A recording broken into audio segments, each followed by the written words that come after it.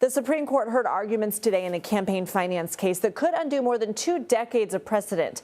The case was brought by a Republican challenge to a rule that limits the amount of money a political party can spend in coordination with a federal election candidate. CBS News chief legal correspondent Jan Crawford explains. Well, I mean, this case could really change how money goes into politics. It focuses on one provision, a campaign finance regulation, that limits how much political parties can spend in coordination with political candidates.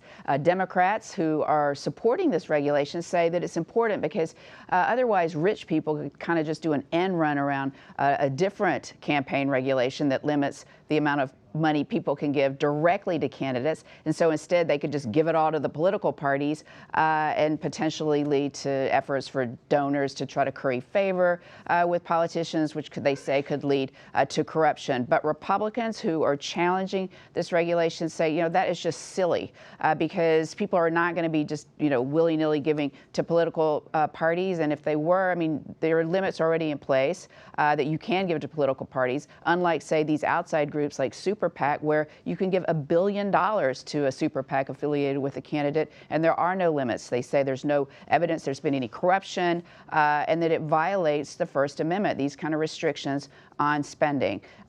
It was a lively argument in the court. I think the liberal justices were united that this regulation is important, and they were pretty critical of some past Supreme Court decisions that said, Justice Sonia Sotomayor, for example, said, every time we start tinkering with these campaign finance laws, we just make it worse.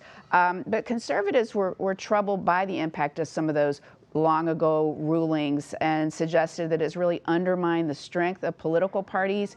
Justice Brett Kavanaugh suggested this case could be a way to kind of bolster parties, which they say may have taken some hits at the expense of some of these outside groups getting more and more influence.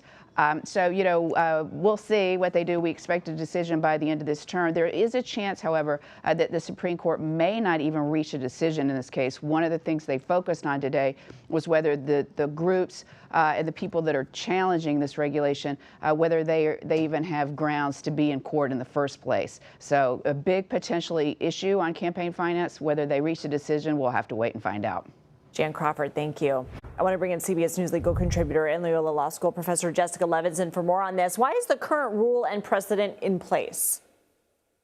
So the current rule is there to limit the amount of money in politics in the broader sense. It's specifically here, the idea is that the limit on the political parties being able to coordinate with the candidates helps to do basically one of 3 things: prevent corruption, prevent the appearance of corruption, or serve an anti-circumvention purpose of basically supporting the first 2 interests. So the idea is that it's trying to reduce either actually allowing corrupting behavior, this quid pro quo corruption, or it looking like there's corruption in the system.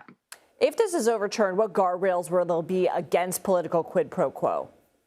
It's a great question. So we should note that we keep focusing on quid pro quo because the Supreme Court itself has narrowed the definition of corruption. It used to be broader, so now we're just looking at quid pro quo. What could help guard against quid pro quo if these particular regulations, if these laws fail?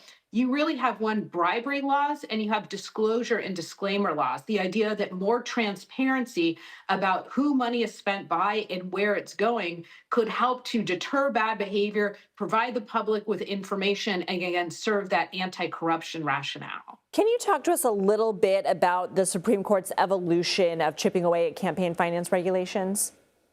Yeah, I would love to. I used to teach a class just on campaign finance law, and the big shift in this area actually occurred when Justice O'Connor stepped down and Justice Alito replaced her. Then there was really a shift in the court from those who are more comfortable with campaign finance regulations to those who feel that campaign finance regulations burden speech. The idea being that money spent in elections is the equivalent of speech. So the shift actually happened, Lindsay, before 2010 and Citizens United. That's when people know that big case Citizens United, but it actually started about 5 years earlier, where the court became more hostile to campaign finance regulations, again, concluding that they largely violated First Amendment rights.